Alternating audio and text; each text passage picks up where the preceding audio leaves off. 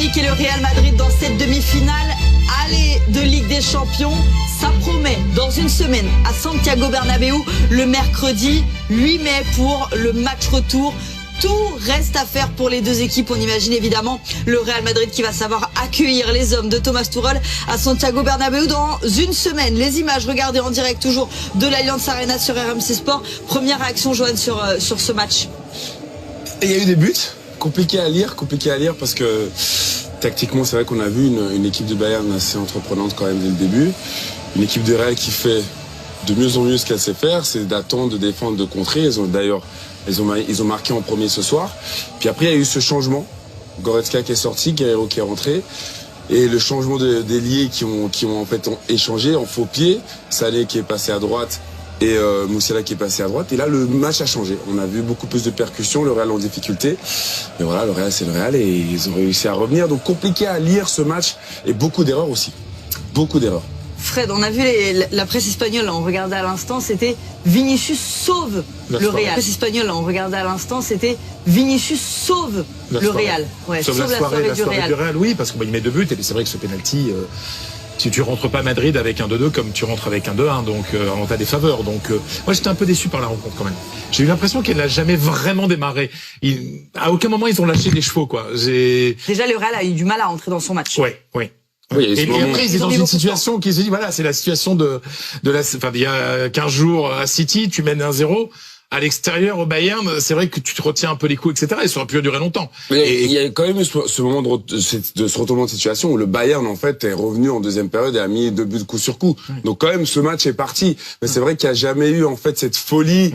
Mais même le Real n'a pas été, même après le deuxième but, le Real, c'est pas, n'a pas attaqué à tout va, quoi. C'est pas emballé en disant, 2-1, finalement, bon, c'est pas si... Toi, t'attendais de refaire le match City-Real. C'est une demi-finale. Je retourne dans une semaine à Santiago Bernabéu. Le Real Madrid, Fred. Le Real Madrid qui a bien défendu sur les côtés, on va le voir justement. Oui, c'est vrai que Lucas Vazquez, qui n'est pas le titulaire à ce poste, latéral droit, parce qu'il y a Cavaral est suspendu, il sera de retour la semaine prochaine, mais il a fait le boulot, sauf qu'il a provoqué le penalty. Oui. Voilà, mais il a plutôt été correct, je veux dire, dans son travail. Et moi, je suis d'accord avec Johan. Je pense que Mendy fait un match correct ce soir. On peut pas l'incriminer plus que ça sur le premier but du Bayern. Puis après, on a vu aussi que les deux gars de devant, enfin, je veux dire, autant Vinicius que Rodrigo, sont beaucoup venus défendre sur les côtés. Joe, comment tu analyses là cette palette sur le Real qui a bien défendu sur les côtés?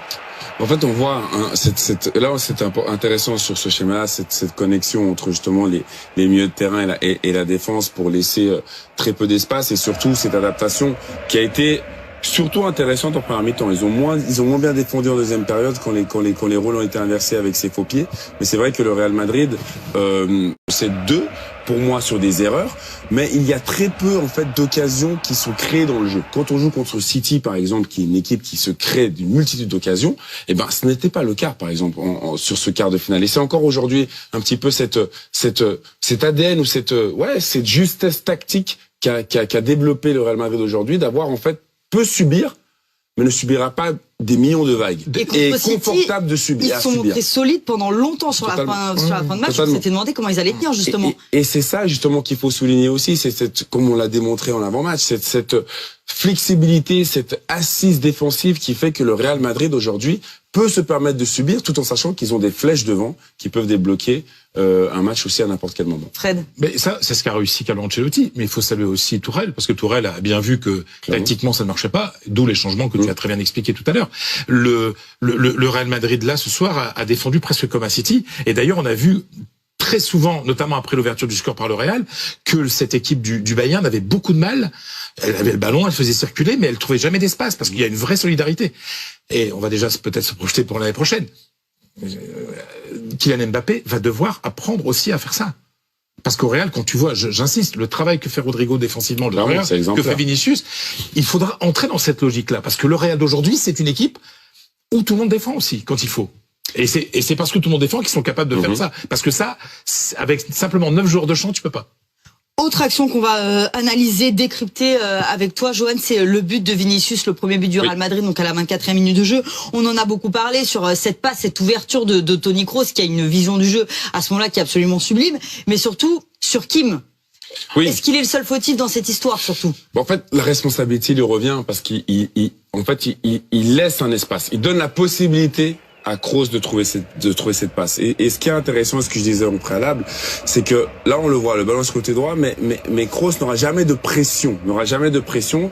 Et Kim ne doit pas se faire absorber. Cette discussion entre Kim et Kimmich qui est très intéressante pour moi parce qu'il démontre aussi que Kimmich est totalement désintéressé de la situation. Le ballon est sur un petit demi-espace droite, sur le côté droit du terrain, et Kimmich n'a jamais fait son travail de couverture. Quand tu vois que ton axe central se fait absorber, il aurait dû être plus proche de Kim. Mais clairement, sa responsabilité lui revient parce que il est embarqué en fait dans une position où il ne devrait jamais être. Vinicius, oui, justement. Dans une seconde, je reviens vers toi. On va avoir tout d'abord une réaction de Vinicius qui vient justement. Je voulais parler de lui, c'est parfait. C'est pour ça. On l'écoute et on t'écoute juste après, Fred. Dans cette compétition, c'est important de ne pas perdre.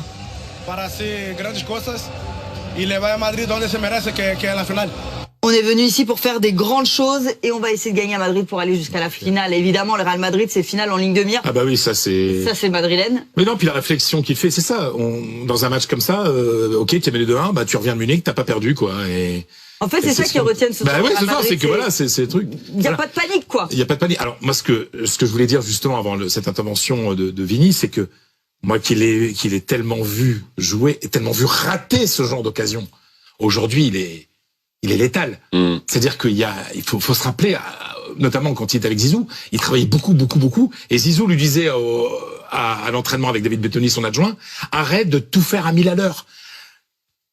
Ok, tes dribbles, c'est super, mais à un moment, tu lèves la tête, tu réfléchis, tu regardes une petite seconde et tu... Trop de précipitation. Pas trop, et voilà. Et là, quand on voit avec quelle sérénité il ajuste Neuer, qui est quand même l'un des meilleurs gardiens du monde, ça montre l'évolution, la progression de ce joueur. Loïc, au Data Center, des chiffres pour montrer le superbe match de Vinicius. Et pas que son match, en fait, son côté décisif à tous les niveaux de la Champions League. Vinicius, c'est quand même quelqu'un qui est dans la compétition depuis assez peu longtemps. Il a marqué 20 buts en 54 matchs. Si tu regardes ces chiffres-là, tu te dis c'est pas forcément dingo, mais rapport au temps de jeu déjà, c'est beaucoup mieux. Et surtout, si tu regardes la répartition des buts marqués en Champions, t'en as 10 marqués lors de la phase de poule et 10 marqués en phase à élimination direct. Donc il est capable de frapper à n'importe quel moment, en quart de finale, demi-finale, même en phase de poule contre un adversaire éclaté, il est tout le temps là. Il a été super décisif, évidemment, au match retour. On va évidemment penser à Vinicius pour le match retour, parce que quand on lit la presse espagnole, c'est très souvent Vinicius qu'on met en avant quand même. Bah oui, parce que c'est lui qui marque les buts. Alors c'est vrai que Rodrigo a marqué des buts importants, ce soir. Mais ça, quand on voit ça, c'est exactement ce à quoi je me référais. L'occasion, elle est magnifique. Mais la précision du joueur, il est calme, paf, et il la met dans la... Il fait ce qu'il faut faire, en fait. Je l'ai vu louper tellement de fois que ça fait plaisir de le voir comme ça. Là aussi, il fait les bons choix. Comment il en... Voilà. Pour Bellingham décevant est sorti, hein. Ouais, oui. Attention, hein. Oui. Bellingham sorti, hein. La chance, on va dire, que tu as avec Vinicius, ou le plus que tu as, c'est que il est tellement fort sur le fait de pouvoir absorber la pression. Tu sais, c'est-à-dire que tu as une équipe qui défend. Et lui va se retrouver souvent à 2 voire 3 joueurs qui vont être dans son collimateur. Et à chaque fois, il arrive à garder le ballon. Il arrive, là on l'a vu avec Bellingham par exemple, de pouvoir même carrément jouer vers l'avant. Et souvent quand tu as du monde, tu joues vers l'arrière. Lui arrive toujours à se mettre dans le sens du jeu pour amener le danger et justement faire remonter son bloc. Et ça c'est aussi vachement intéressant parce que des joueurs comme Harry Kane vont garder le ballon. Vinicius qui est un joueur qui est pas du tout du style de Harry Kane, qui va être plus quelqu'un dans la percussion, et là on va voir son penalty qui va être transformé à contre-pied. C'est ça aussi, c'est la facette de grands joueurs qui arrivent à faire des différences malgré le fait que son équipe défende, à garder le ballon et à faire respirer son équipe. Et à donner des passes décisives à ses coéquipiers. Parce que ce soir, on a la version buteur, mais il faut pas oublier qu'il a aussi une version passeur. Là aussi, il s'est tellement amélioré dans le geste. En fait, beaucoup de gens doutaient, à juste titre, de voir un jour Vinicius à ce niveau-là, franchement. Eh ben, regarde, il a manqué tellement de choses. Et on l'attend évidemment. Passe de Kane dans la profondeur pour Sané, qui a manqué un petit peu de force dans sa frappe. Mais c'est vrai que l'entame du match bavaroise a été très intéressante. Puis après, il y a eu cette passe extraordinaire et un petit peu ce manque de la défense bavaroise qui a permis à Vinicius Junior de marquer. Et là, on est quand même, c'est le premier ballon touché du match dans la surface pour le Real Madrid. On est à la 24e minute de jeu quand même, qu'on s'en rende compte, Fred. Là, c'est quand même assez impressionnant. C'est impressionnant. Après, Kroos a su profiter merveilleusement du boulevard laissé par le Bayern. Là, ça c'est la frappe de Kroos qu'on va voir. On est au retour des vestiaires, tout début de la seconde période, la frappe de Kroos qui est repoussée de la main par Neuer. Mais là, la sortie du gardien, Joe, elle est sublime. Quel arrêt. Non, elle est déviée, donc elle revient dans l'axe en fait. Elle est déviée, donc elle est plus facile pour Neuer quand même à arrêter. Là, c'est terrible pour Kroos parce qu'il la met pas au fond. Et là, 3 minutes plus tard, le Bayern Munich avec cette frappe, la frappe puissante de Leroy Sané, ça fait but. Oui, et au début, quand on analyse ça, on a envie d'incriminer un petit peu Mendy, mais après réflexion, avec du recul, on va l'analyser un peu plus tard. Mais aussi, oui, il faut souligner la vitesse d'exécution de Sané, parce que ça va vite, sa frappe est limpide, premier poteau. C'est compliqué pour le gardien d'intervenir. Et on va décrypter le but, l'analyser évidemment dans quelques instants. 3 minutes plus tard, donc vraiment tout s'est joué en quelques minutes pour le Bayern Munich qui a très vite renversé la situation. C'est cette faute de Lucas Vazquez sur Musiala. Il n'y a pas débat là, Joe. Il n'y a pas débat, il y a pénalty. De nouveau, quand on parle d'erreur, on voit le nombre de joueurs qui sont derrière Vazquez. Et donc c'était une faute évitable. Et le pénalty transformé par Harry Kane. Par Harry Kane. Forcément, là c'est le retournement de situation très très rapidement pour le Bayern Munich. Ça fait 2-1. Sauf que, fin de match, le match s'emballe, le Real Madrid tente de revenir, Fred. Et là, c'est Kim. Kim, on va parler de sa soirée évidemment tout à l'heure. C'est Kim sur Rodrigo. Là, mais c'est même plus là, il n'y a pas de débat. Non, mais la manière dont il prend Rodrigo, c'est. Il fait même pas semblant. Mais regarde, mais c'est. Il fait pas semblant là. Il fait pas semblant, donc là. Oui, et c'est le but transformé par. Pas très bien tiré. T'as dit quoi? Pas très bien tiré le penalty. Hein. Il a eu chaud là. Il a eu chaud parce que si Neuer part des deux côtés, enfin je veux dire, il le prend pas contre-pied, hein, mais c'est pas.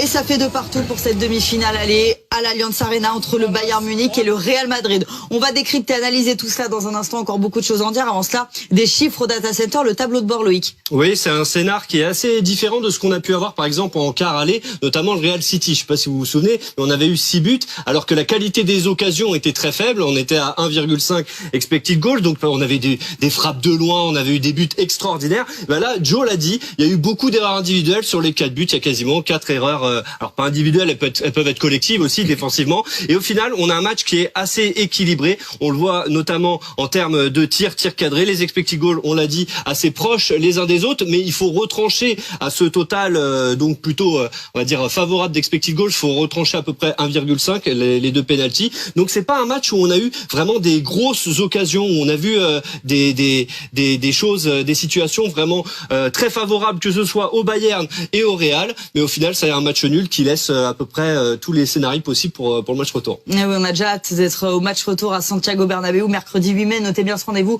Ce sera bien sûr à vivre sur RMC Sport. On avait envie évidemment de parler de Harry Kane. On en a beaucoup parlé dans l'avant-match. On va voir les images de son match, ses occasions. En fait, il était partout, Joe, ce soir. Il a été très bon. Et ça, c'est la marque d'un grand attaquant. Hein. Harry Kane est toujours présent, toujours là, toujours à se proposer dans le jeu. Toujours ce joueur qui attire, on doit lui donner beaucoup d'attention, qui va attirer des joueurs vers lui et créer d'autres espaces pour ses coéquipiers. Là, on le voit, il manque un petit peu de force. Mendy a bien resserré l'espace. Là, son coup franc au premier poteau, donc du côté du gardien, qui passe pas si loin, avec une force de frappe, une technique de frappe magnifique. Donc c'est ce genre de joueur qui va toujours peser sur une défense. On revoit encore cette frappe qui passe quand même un petit peu à côté. Mais voilà, et ce penalty, encore toute cette tranquillité d'Harry Kane, de peser. C'est un vaillant, c'est un battant, c'est un combattant. Il est dans tous les duels.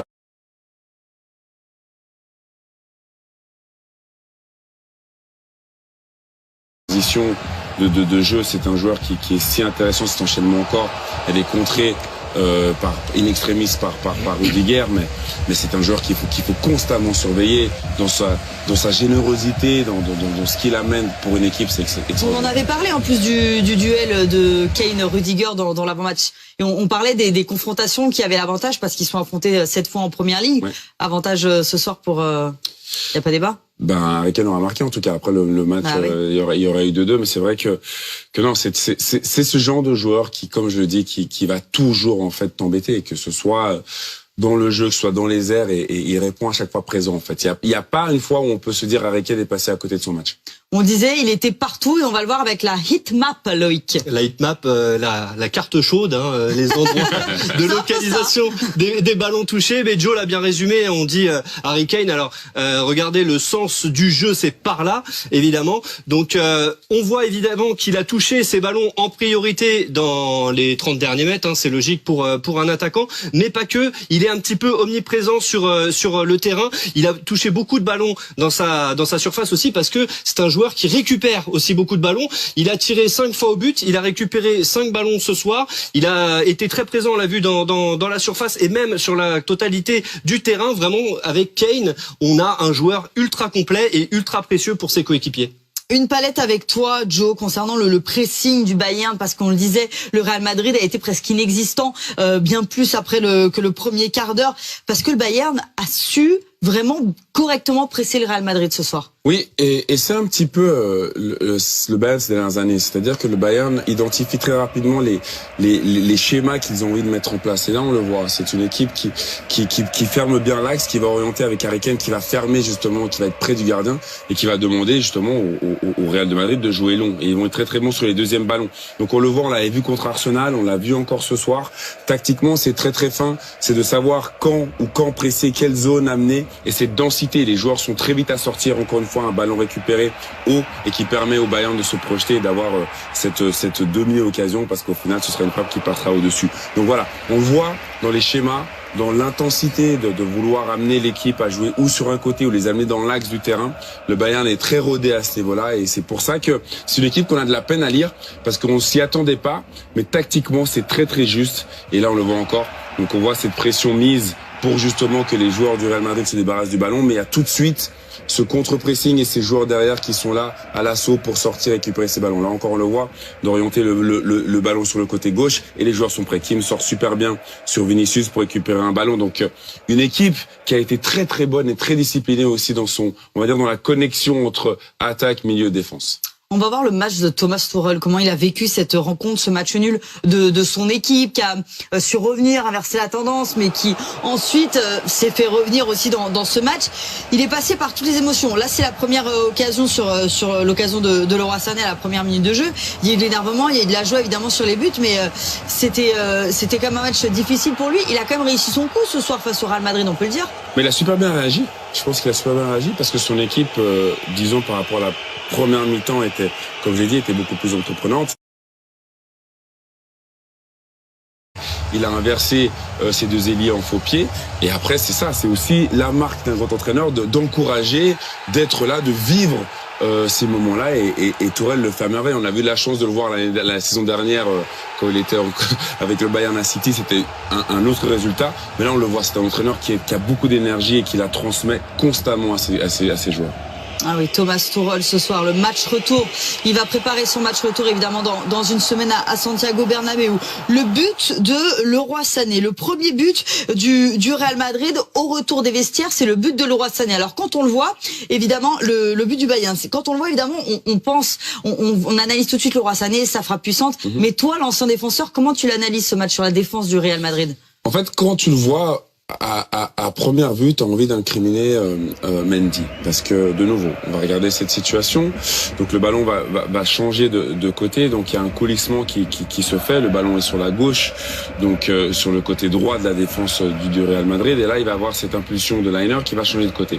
Maintenant, il y a ce joueur qui est un petit peu isolé, mais il y a la course en fait de Kimmich dans le dos qui va créer un petit peu le doute dans la tête de Mendy, qui va se dire il faut que je fasse attention. Et c'est souvent comme ça. Par contre, on sait que la position, on veut amener, potentiellement, on aimerait emmener Sané sur son pied droit.